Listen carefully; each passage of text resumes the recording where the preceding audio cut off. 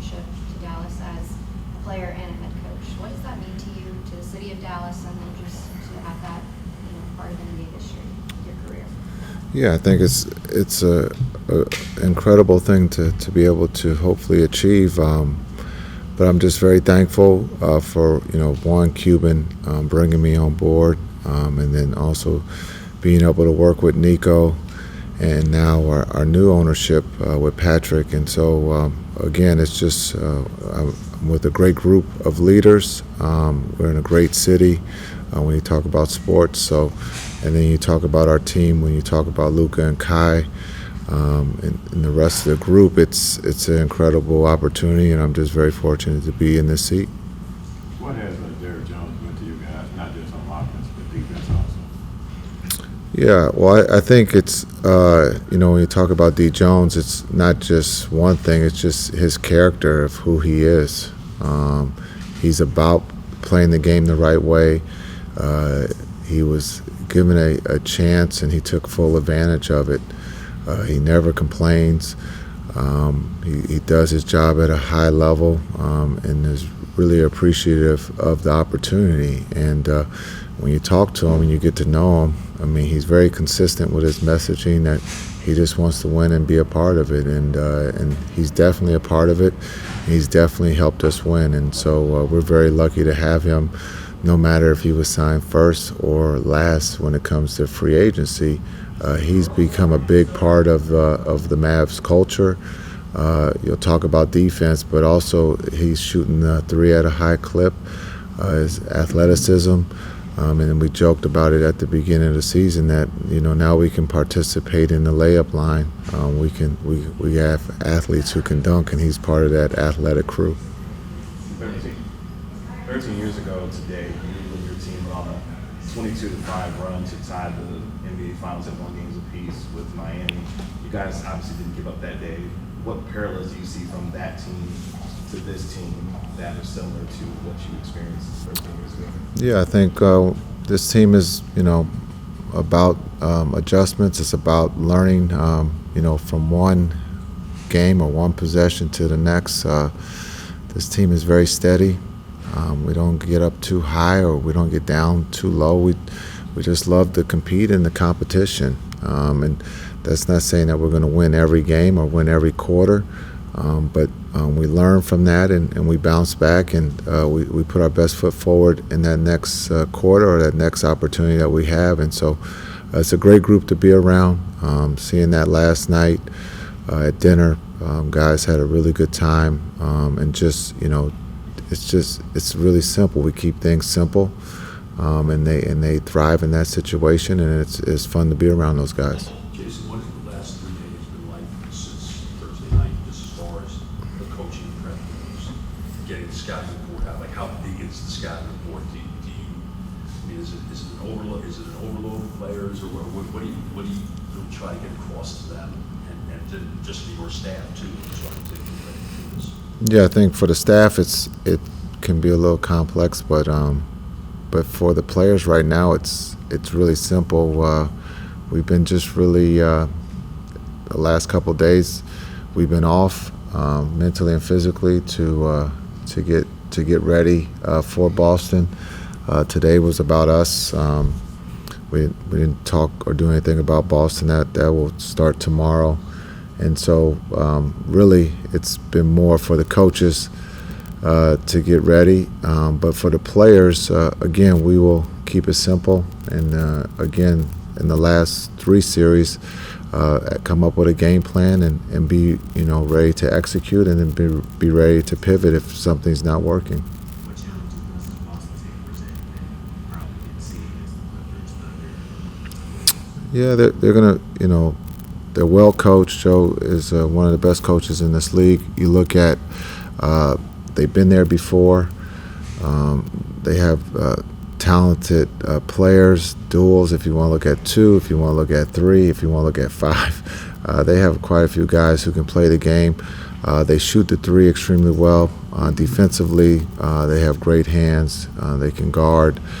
And so they cause a problem. That's why they're one of the best in the league. And so we got our work cut out. when we'll see what happens. The hoopla circus of the finals is so much different than normal everyday NBA. So what are you telling these guys you have so many guys who haven't been through it? What's kind of the messaging to get them through it? Same messaging as the Western Conference in the first round and second round. It's just basketball. It's just more of you guys that have more opinions, but it's to enjoy it, because you're not guaranteed to be here every year.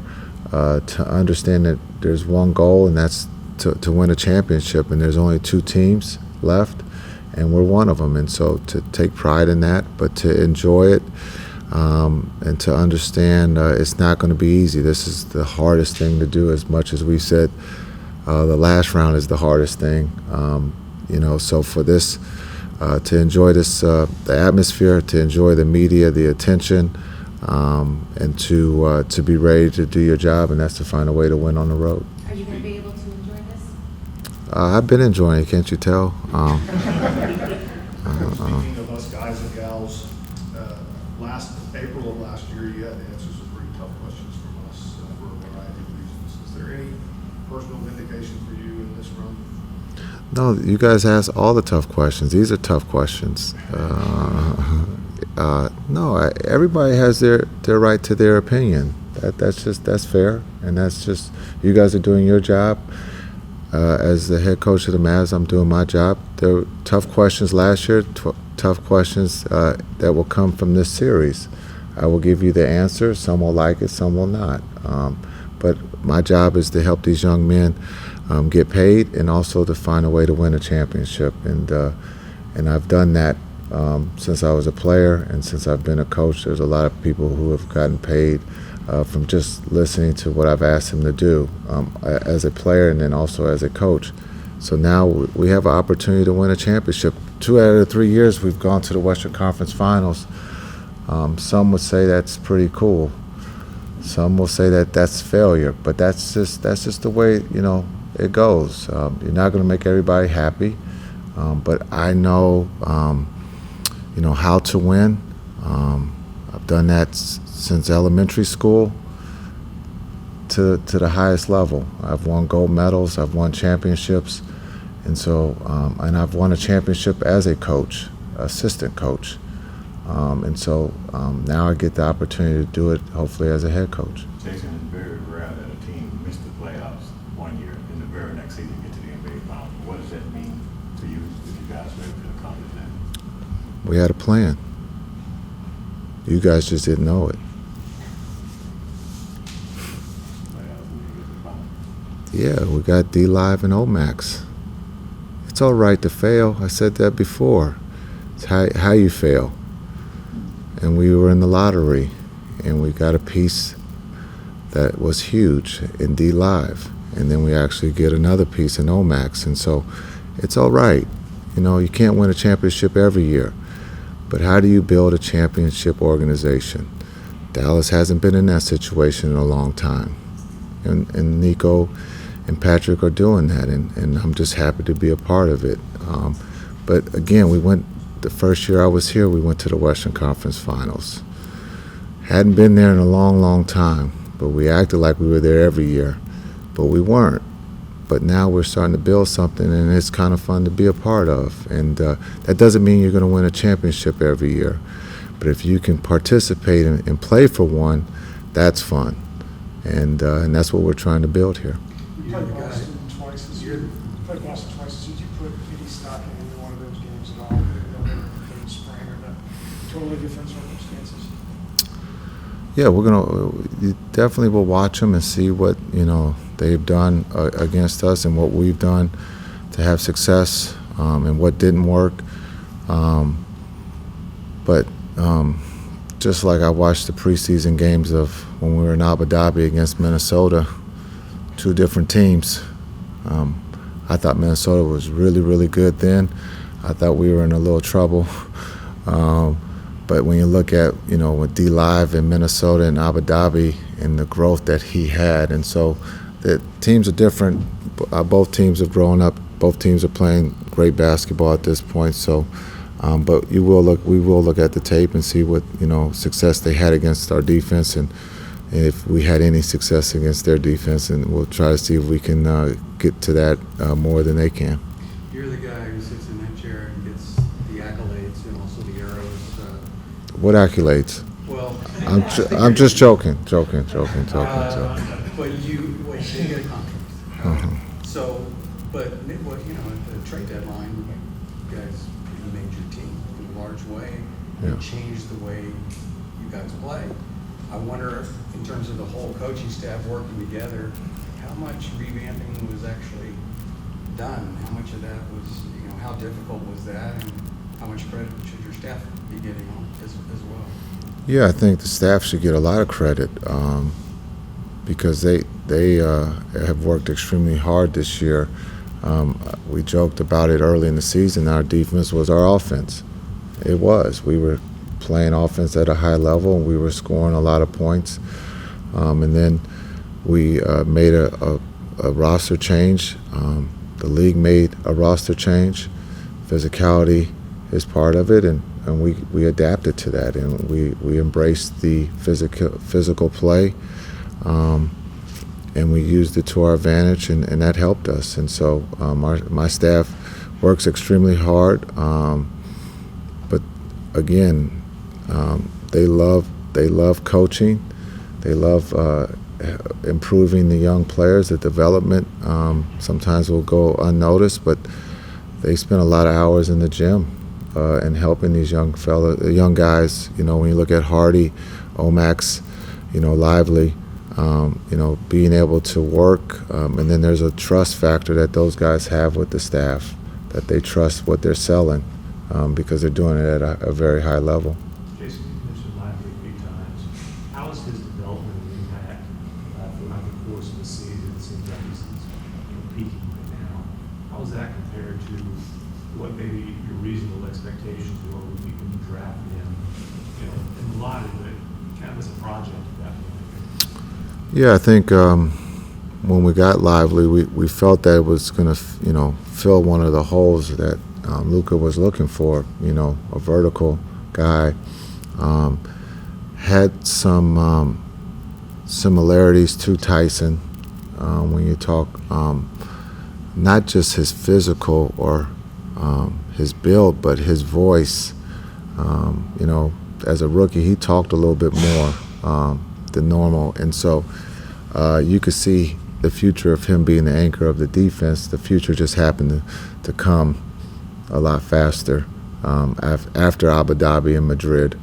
You could see that he wanted to be the sponge. He wanted that responsibility, and sometimes you know, young players will shy away from that, but he ran to it, and to be able to, you know, rim run. There's no plays called for him. He benefits from Luka and Kai getting downhill, and then on the defensive end, or take that back, offensively, missed shots, he's gotten some big offensive rebounds for us throughout the season. And so his growth of offense, understanding, you know, sometimes in AAU basketball, if a play isn't ran for you, you go into a different team. But for him, he just plays his role, does his job at a high level. And then defensively, being able to switch, guard on the perimeter, and then also protect the rim. And then, as we've always talked about, the only way you can have a good defense is by rebounding the ball, and he does that for us. And so I joked about, you know, Abu Dhabi trip. You know, it was an eye-opener for him going against Gobert and Towns and Reed. But you can see from that point to where he is today, there was a big jump, and we're happy that he made that jump. Jason, I know you mentioned just the way that the officiating changed, right? Yep. And difference in physicality. How have you guys been able to take advantage of that, and how have you seen that?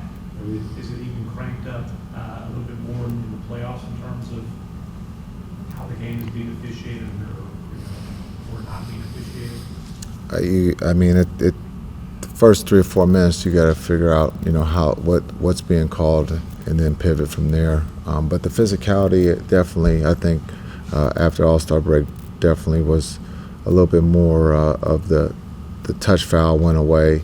The defense had a fighting chance, and I think that's what the league was looking for, was not the score to be 150 to 160, but that it was a little bit more competitive, and that the defense did have a chance to guard the offensive player, and I think that's where the physicality came back into play.